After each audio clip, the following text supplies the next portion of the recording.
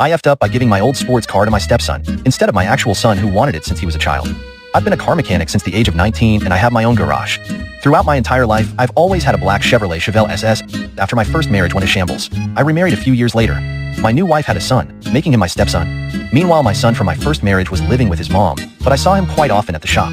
He dropped by occasionally to say hello or look at the cars I had in the shop. A while later, my ex-wife and son moved a few states away. After that, I spoke to my son mostly on the telephone and saw him maybe once every 4 months. The phone calls became less frequent, and he said he wanted to focus on his schoolwork. Recently, my stepson had his 16th birthday. He was a grade A student, so I decided to give him my old Chevrolet Chevelle.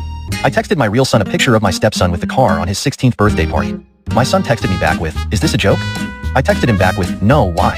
He called me not a few seconds later, yelling at me to tell him that it was a joke. He told me that I promised him the car when he was 10 years old, that if he did well in school I would give it to him. The part that made me yell back at him through the phone was when he called me a lousy father that didn't care about his real son.